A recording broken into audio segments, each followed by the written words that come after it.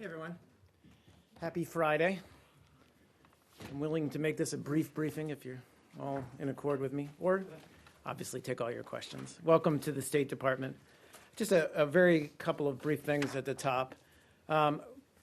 Quickly, just an update on what's happening in Vienna. As you saw this morning, no doubt, we're going to continue negotiations over Iran's nuclear program through Monday. All of the terms of the JPOA will continue while we work with our P5+1 partners and the EU to see if we can reach a final deal with Iran. The Secretary obviously will remain in Vienna through the weekend with his team and continues to meet with other P5+1 members as well as the EU and Iran. And as the Secretary said yesterday, we believe we're making real progress toward a comprehensive deal. And we're not going to let ourselves be rushed through any aspect of this. So some tough issues remain, obviously unresolved, which is why we're continuing to work on this through the weekend. Also wanted to note, I spoke a little bit apologies. I wanted to welcome the meeting that took place earlier today between Prime Ministers Modi and Sharif and their announcement of future engagement between India and Pakistan. We also welcome the announcement that India and Pakistan will discuss a range of bilateral issues, including security, people-to-people ties, and expediting the Mumbai trial. And we support all steps between the governments of India and Pakistan to strengthen their dialogue and cooperation. And with that, I'll take your questions. Go ahead. Yes, just on Iran, you mentioned that the talks are extended through Monday. What happens if there isn't an agreement on Monday? Well, okay. I mean, obviously, look, if there's an agreement, that's what we're striving for. A good deal. We've said this numerous times. We're not going to be driven by deadlines. We're rather going to be driven by getting the best possible deal we can. So what I mean is Monday is not a deadline. It could go into Tuesday, Wednesday, Thursday. Well, look, again, I just, right, in the sense that, we're going to continue talking. Look, the parties are all there. They're engaged. They're working through some tough issues. There's still work that needs to be done, but they're going to continue working through the weekend. They're going to be working at this every day. They're working at it right now as we speak, or as I speak. But the emphasis here is on getting the best possible deal we can. And the Secretary said this as much yesterday when he said, I'm willing to stay here and negotiate, but also willing to walk away. At what point does the U.S. walk away from the talks, and does that mean that the other members of the P5+1 would also walk away and allow Iran to basically walk away from the terms of the JPOA? Well, again, we're not there yet, so I'm not going to speculate on what may happen next. All the parties there in Vienna are working on getting a good deal. But why even say we're not going to negotiate forever, we're prepared to walk away, unless the U.S. truly believes that the Iranians are not negotiating in good faith? Why even put that threat out there? Well, again, I think the emphasis here is on working through these tough issues that remain. And we've been very upfront about saying that there are issues that remain unresolved and we have to work through them. So we're going to continue to do that. But as we've continually said throughout this process, we've got to get the best possible deal, one that passes scrutiny, one that prevents Iran from achieving a nuclear weapon or acquiring a nuclear weapon. And we're going to keep at that. How much of this extension of the deadlines, and we're now in the second round of deadline extensions, how important is it to prevent Iran from doing whatever it had been doing before the JPOA took effect in order to head off some sort of broader arms race across the Middle East? Not quite sure I understand the question. How important? Well, because Iran, according to the U.S. and others in the P5+1, hasn't done anything more with its nuclear program because of these talks. Right. And because some analysts have suggested that if these talks fell apart and Iran were then free to do whatever it wanted to do, that it might inspire other countries in the region to try to have similar, to have parity, to try to develop their own nuclear weapons. how much is that scenario playing into the U.S.'s commitment to keep talking regardless of what deadlines are on the table? Well, again, I just would say that the focus on our part, and obviously our P5+1 partners, remains on getting a good deal, and that's where the emphasis is, and those talks continue in Vienna. As to what the broader implications of Iran's nuclear ambitions might be, we've spoken to that many times, and the implications that might have on the region, and that's one of the reasons why we're trying to prevent that from happening through a good deal. And my final one on this, are you getting any sense from the delegation that they're very close to working out these issues, or are they just saying, let's just try to get through the weekend and then Sunday night, Monday, we're going to review with the president and figure out what our next step will be? Look, I'm not going to speculate other than to say, they wouldn't be there if they weren't still working hard at work and with an expectation that they can work through these issues. Next issue? Yeah, sure. You mentioned in India and Pakistan. Yep. I understand that India and Pakistan began a session process to join the Shanghai Cooperation Organization. Mm-hmm. I wonder how the United States views that, especially, but also, to combine that question to follow up on the questions on Russia yesterday, where General Dunford referred to Russia as the biggest national security threat. Mm-hmm. Does the United States, the State Department, share that assessment again? Well, first on the Shanghai Cooperation Agreement or group, I'd refer you to India and Pakistan for reaction to that or for the reasons why they've chosen to join that group. With respect to your question about General Dunford's remarks yesterday, I think John, when he was here yesterday, was very clear on this issue, that General Dunford is expected to provide his views, his assessment on which nations or entities pose a threat to the United States, and that's his job. We certainly, as John spelled out yesterday, recognize the challenges that Russia, primarily through its actions in Ukraine, poses to the region. And as John spelled out, we've taken many steps from reassurance with our NATO allies, reassurance measures rather, to pursuing a peaceful diplomatic solution in Ukraine via the Minsk commitments and implementation of them to address those challenges. But I would add that the Secretary doesn't agree with the assessment that Russia is an existential threat to the United States, nor China, quite frankly. Why not? They basically went in and took Crimea, which had been part of Ukraine since 1954, just took it back, even though the U.S. doesn't recognize it. Sure. And it is continually stirring up trouble in the eastern part of Ukraine, so much so that the Baltic states have appealed to the U.S., and the U.S. has, responded by shoring up its commitment under Article 5 of NATO. So, why shouldn't the U.S. regard Russia as an existential threat? Existential threat. Well, let me finish, first of all. And I included China as well. These are major powers with whom we engage and cooperate on a number of issues, despite any disagreements we may have with them. And those issues include, frankly, Iran and others, Syria, other issues around the world. I would just say what the Secretary does consider an existential threat is the rapid growth of extremist groups like ISIL, particularly in ungoverned spaces. But to return to your specific question, we've been very frank about our assessment of what Russia is doing in eastern Ukraine and the need to address the threat that it poses there. And that includes other borderline states, including the Baltics.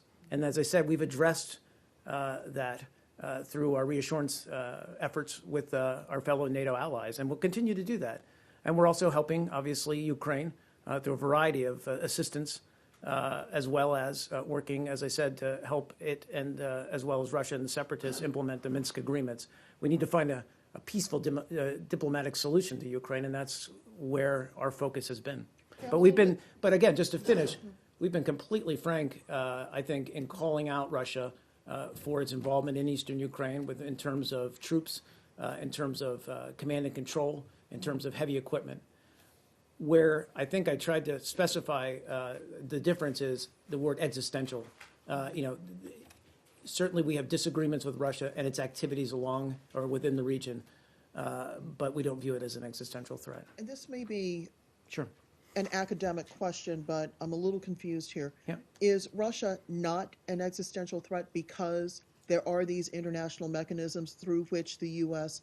and other countries can show their displeasure through the UN Security Council, through NATO, through fill in the blank, whereas with ISIL being at most a proto-state, as General Allen has suggested to us, there is no regular way of engaging and trying to compel ISIL and similar groups from doing the damage that they've been doing. Is that the difference? Well, we do talk to Russia as well as China. We do talk about the range of issues that we have with them and the areas of disagreement that we have with them. And so in that sense, yes, I mean, we do have dialogue with them. We raise issues.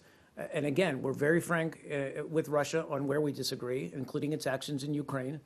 And yet we also, there are areas where we cooperate, such as preventing Iran from acquiring a nuclear weapon.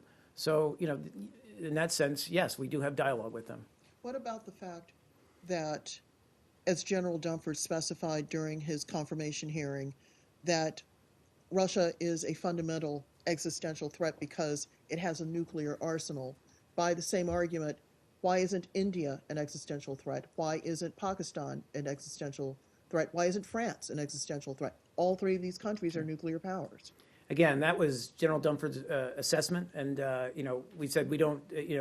That's his job to give that assessment and frank analysis, candid analysis of how he views the world and the security situation and the security threats, and he did that. I'm just pointing out that we don't necessarily disagree, or we don't necessarily agree with his assessment of Russia as an existential threat. Have you heard from the Russians about General Dunford's characterization? What was your response, the U.S.'s response, to any concerns the Russians may have raised about this description? That's a fair question. I'm not aware that we've had that they've raised those remarks with us in particular. I can check, but I don't have any. If you could take the question, that would be helpful. Sure. See what I can find out. Yeah, in the back. So you're saying now that ISIL is an existential threat, is that correct? Well, I use them as an example, but one of the points or one of the challenges that we view as truly existential is the threat of these groups like ISIL and their existence, their growth in these kind of ungoverned spaces where they can thrive. Is that and we've been very clear about that as well. I mean, look, ISIL, in particular, but also Al Qaeda, pose real and tangible threats to the United States. I mean, previously the position seemed to be sort of downplaying the ability of ISIL to present a threat to the U.S. I mean, saying that, I think in Admiral Kirby's words, that they're not like 10 feet tall, right? And so is that They're not. I would agree with Admiral Kirby or John Kirby. They're not 10 feet tall, but they are. They're, as I said, their ability to attract foreign fighters. This is all things we've talked about and are trying and taking specific steps to address. But they are a threat, absolutely, a security threat. Please. Yep. I'm sorry. On Iran? Yeah, please. Yes. We've heard several times from this podium, you and John and others also have said that the nuclear deal is a nuclear deal, and we are focusing now with Iran on a nuclear deal, and we are not talking about other issues with Iran. Does that mean if you have a nuclear deal, Iran will still be able to do their job in destabilization the regions and also sponsoring terrorism? Or is there anything else that, if they are doing that, so what is the benefit of a nuclear deal? Well, I mean, as I just said to Rosalind, to Roz rather, that if you view, a good deal on that prohibits Iran from attaining a nuclear weapon is, if you think Iran are of the mindset that Iran is open to change, it's a good deal because it would obviously encourage that kind of exchange and engagement. But it's also a good deal if you think Iran poses a regional threat, and you want to prevent it, obviously, from acquiring a nuclear weapon that would only increase the threat that it poses to the region. So I think on both aspects, you can say certainly, achieving a good deal that prevents Iran from acquiring a nuclear weapon is a huge priority. That said, and specifically to respond to your other question, we've been very clear that, these talks that we're engaged in now in Vienna are about that task of preventing Iran from acquiring a nuclear weapon and achieving a nuclear weapon, rather, and that's the focus. But we've also been very clear that there, as you noted, Iran is still a state sponsor of terror. There are very real concerns about their involvement and their actions in the region, destabilize the region, and we're going to continue through sanctions and through other means to try to work to prevent that with our friends and allies. So that means the deal will not lift the sanctions, any of the sanctions related to their destabilization efforts and their sponsoring terrorism. I would leave it at that and say that that certain restrictions, sanctions will remain in place that don't have to deal with the nuclear program. But again, we're getting ahead of ourselves here. Let's let the agreement happen, or if it does happen, if we get there, all that will be out on all that will be made clear. Any reactions to demonstrations in Iran today? Well, just that we've seen this before. It's not uncommon for these kinds of public demonstrations to take place. The Death to America chants, the Quds Day marches. We've seen the same rhetoric, frankly, coming from Iran for many, many years. Obviously, we condemn it, especially the anti-Semitic and anti-Israel comments that we hear. But we're also not going to be deterred or swayed by these comments. And we're going to, we've got a diplomatic process in place happening right now in Vienna, and that's where the focus is, not on what's being shouted on the streets in Tehran. Is the assessment that the Quds Day demonstration and other recent comments is the regime allowing the more conservative elements to have their say, that this is about domestic politics and not so much about how Iran is trying to engage with the West? Look, it's hard to say and hard for me to say from here. I would encourage you to ask others who are probably more appropriately positioned to comment on what public sentiment is in Tehran and how that plays into Iran's overall strategy. As I said, our focus is on the diplomatic process. Please. On Syria? Sure. So the U.S. is pushing this draft UN resolution to investigate chemical weapons usage. In the past, the U.S., when these incidents have happened, they seem to point repeatedly the finger at Assad. Now, is the objective of this to test that hypothesis and kind of use the UN to bring charges against Assad, or does the U.S. legitimately think there are other people might be sure. other perpetrators? A couple of comments to make on this. First of all, we're still really at the outset of any kind of resolution process, so I can't really speak to it in much detail. Still in draft form, but Ambassador Powers spoke to this, I believe, not too long ago. Put out a statement that, given the, I think she actually spoke yesterday. I apologize. Given the frequent allegations of chlorine attacks in Syria, the absence, and this is key, of any international body to identify the perpetrators of these chemical weapons attacks, we feel it's critical for the UN Security Council to find consensus and set up an independent investigative mechanism. And so that's the goal of this draft resolution that we've circulated. So what we want to try to do here is, again, is just to create or establish a joint investigative mechanism that would allow the UN to build on the technical expertise of the OPCW, and then, with the goal of being able to carry out an independent, credible investigation to identify those involved in chemical attacks or use of chemical weapons in Syria. Do you have suspicions of who's? Well, we've Who's said, and the responsible? Secretary has also spoken to this, that the vast preponderance is, or the majority is the Assad regime. But again, we're trying to put in place a mechanism that can independently look at these, and assign, frankly, assign blame. So, please. Yeah. Can you update us on the General Alan's meeting in Turkey with the Turkish officials? Is there any developments? Right, you're talking about the meetings held over the last couple of days. Mm-hmm. Yeah. So that was with, obviously, with, as you said, with Special Presidential Envoy General John Allen, Undersecretary of Defense for Policy Christine Wormuth, and an interagency delegation. They have departed. Today is the 9th, isn't it? Or is it 10th? So they had departed on the 9th. Apologize. They had constructive meetings. I don't really have anything to add to whatever readout John gave yesterday, but discussed our mutual efforts as part of a broad coalition to degrade and destroy ISIL. But I don't have any specifics really to get to. Please. There are reports that talking about that he again urged the Turkish officials to help the coalition to use the Incirlik base. Is there any response from that, or has he ever discussed this with them?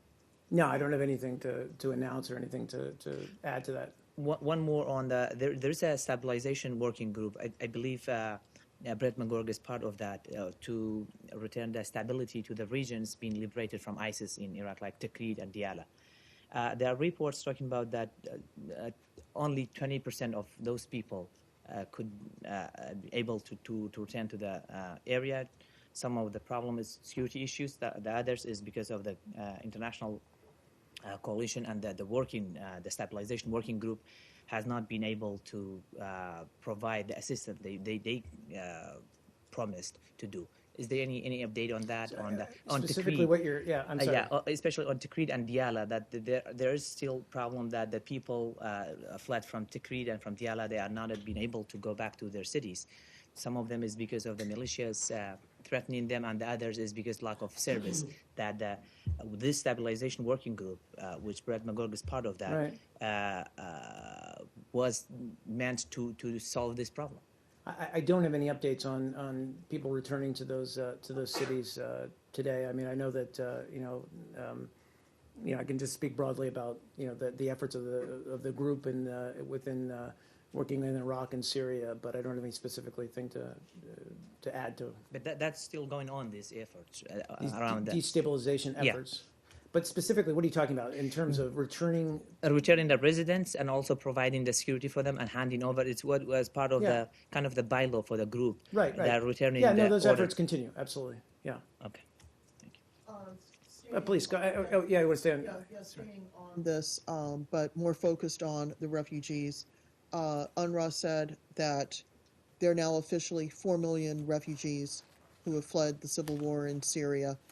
And dovetailing with John's comments last week about the World Food Program's need to basically cut in half the value of food vouchers for these refugees, I wanted to find out whether the U.S. government has decided to make any additional monies available to try to deal with this burgeoning crisis. Well, it's an important, obviously, and it is a crisis. We have, we spoke to this, as you said, a little bit the past week. If you're talking about refugees here in the United States, there's No, I mean in You're talking Turkey and Jordan. we've given, I don't have the numbers in front of me, but we've given, a tremendous amount of money already, I think more than any other country, in terms of humanitarian relief and assistance to these refugees. We also accept more refugees than any other for resettlement through UNHCR than the rest of the world combined. But obviously, the broader picture here is to work towards a peaceful settlement of the conflict in Syria, because ultimately, the best solution to all of these refugee crises within that region is to get them home. Right, but Right, in the yeah. in the immediate term, Yep. you now have 4 million people Yep. who have had to leave Syria because of the fighting. Yeah, They're in these camps. right. But They we don't. Yeah, they don't have the ability. No, to, absolutely, right, yeah, and no. so so the need to feed their families is happening right now. So, what right. is the U.S. doing Well, to we've- try to help Sure. fill in that funding gap because other countries Sure. haven't been stepping up to the plate? Well, important to note that we are the largest humanitarian aid donor in terms of money given for humanitarian assistance. I think $4 billion since 2011, which is, as I said, more than any other single donor to help address the dire humanitarian conditions in Syria.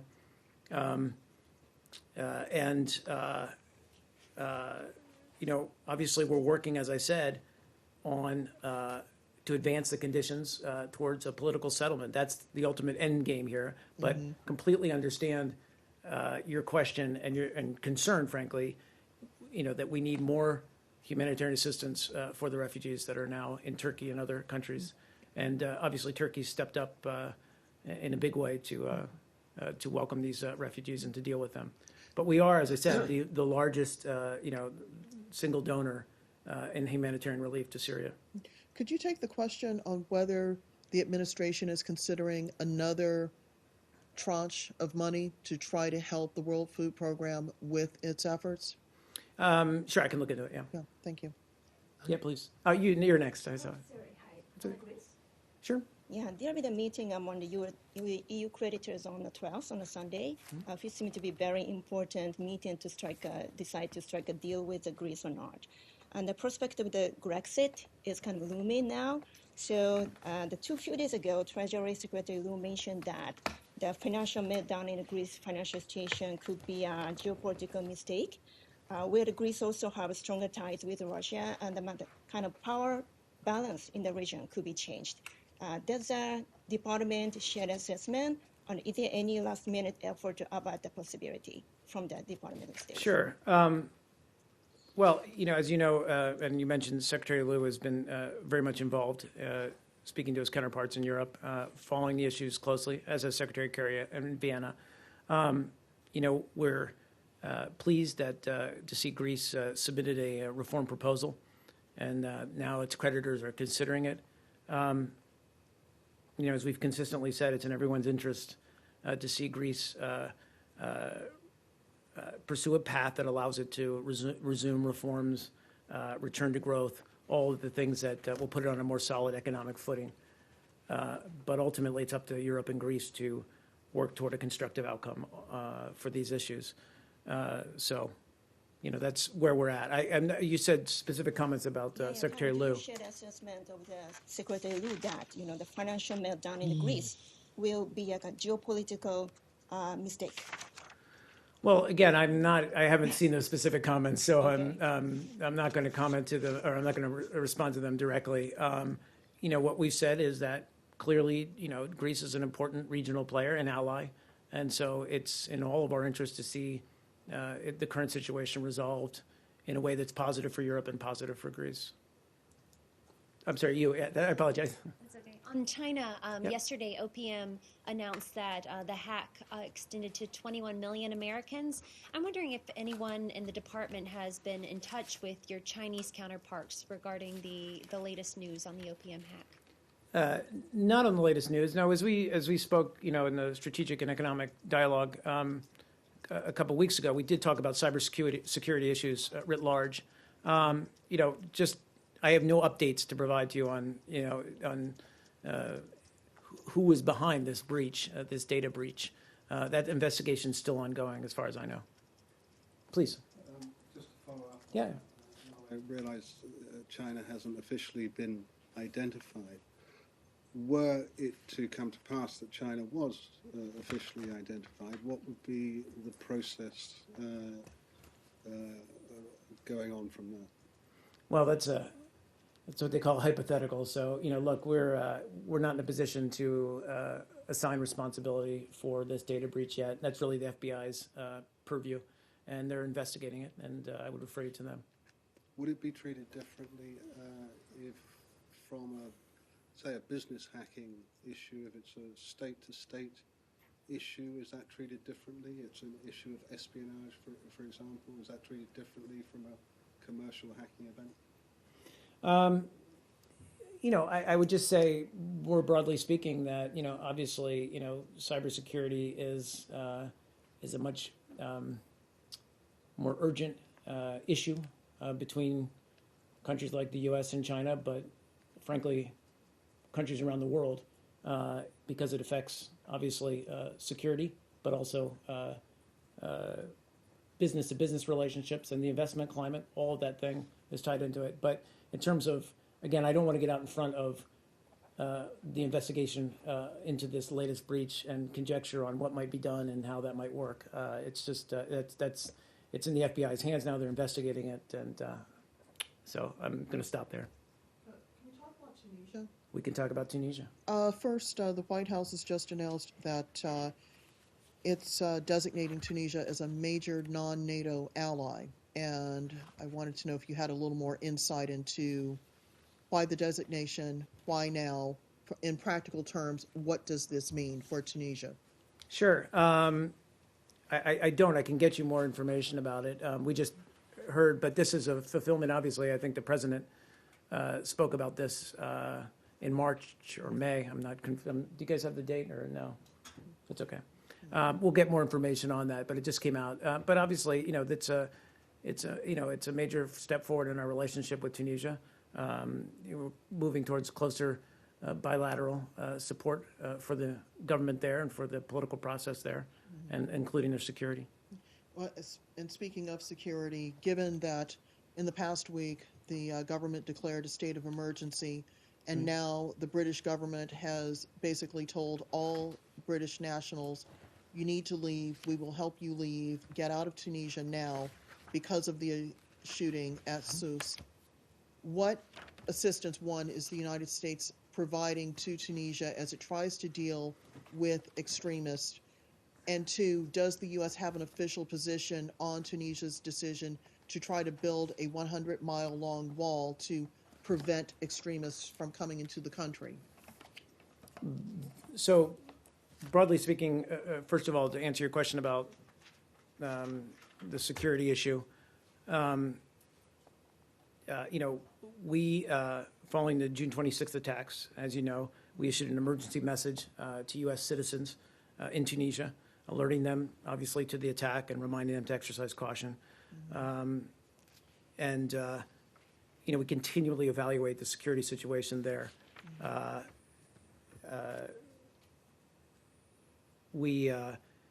In terms of the broader issues of what we're trying to provide to them for security assistance as they tackle the problem of terrorism, I can try to get you more information about what specifically we're offering them in terms of assistance. But obviously, it's a regional threat, and many of these governments are grappling with. I don't specifically have any information about the proposal to build a wall or a fence. I'd have to look into that more. But obviously, as we've said many times, especially in light of the spate of attacks a couple weeks ago, that these groups, ISIL affiliates, are posing a real challenge in the region, Libya as well, elsewhere, and it's something that, as I said, all these governments are attempting to address. Would you anticipate that the U.S. would tell U.S. persons to either leave Tunisia if they're already there, or to not travel there at all, in line with what the British government is doing? No, I wouldn't say that at all. Again, what I've spelled out, what we've done, and again, I wouldn't speak to another country's criteria or rationale for issuing travel warnings and alerts to their citizens. Certainly, there were many UK victims of the recent terrorist attack, and our condolences go out to them. But we continually assess our security posture and the security situation writ large. As we said many times, there's no higher priority for us than the safety and welfare of U.S. citizens abroad. We did issue an emergency message, which is normally what we would do in the event of an attack or a very real and tangible threat. We have the no double standard rule that you're aware of, under which, information on a specific credible threat is shared with both officials, obviously, but also with the U.S. Public in that country. And then in the larger context, Yep. even though the U.S.-led coalition is engaged in military operations in only 2 countries, Syria and Iraq, it now seems as if nearly all of North Africa is having to deal with the threat from ISIL or ISIL sympathizers. Is there any discussion about whether the U.S. should be providing any sort of military assistance in the form of advisors, in the form of airstrikes, what have you, to countries in North Africa? I mean, we're almost to Morocco at this point. Well, I just would say, no, I have nothing, to announce or to even to lean towards in that area or that specific idea or thought. I would just say that, it's obviously an urgent issue in the region, and one that we're obviously working through and talking to many of these governments about as they seek to address it. Is that it, guys? And one more? Sure. Please, One go more, ahead. yeah. One more for you, and then I'll get to you, I promise. Yeah, in China, I know this came up a couple of months ago. There is a U.S. citizen who works for Radio Free Asia. He has family still in the Uyghur part of Western China. 3 of his brothers have now been arrested. One was supposed to go on trial today. It appears that the Chinese government is trying to make him stop reporting on human rights abuses in Western China by harassing his family. Yeah. What has the U.S. government said to Beijing about the harassment of the Hoshur family, including the arrests of his 3 brothers? So you're talking about, if I'm correct, Radio Free Asia journalist, Shoret Hoshur. And I apologize if I'm mispronouncing his name, but yes, his brothers have been detained and other family members have been harassed in apparent retribution for Mr. Hoshur's reporting. Yeah, we've been following and monitoring those reports, and we're very, very concerned. We continue to closely monitor the case, and we urge Chinese authorities to cease their harassment of Mr. Hoshur and his family and release the family members who've been detained. And treat them fairly and with dignity. Has anyone from the embassy been called into this building to express those sentiments face to face? I don't know what, in terms of types of discussions we've had face to face with the Chinese, either here or in Beijing on this. I don't. What is particularly worrisome is that Mr. Hoshur is a U.S. citizen, and none of his relatives have U.S. citizenship. And it appears that he may have relinquished his Chinese citizenship.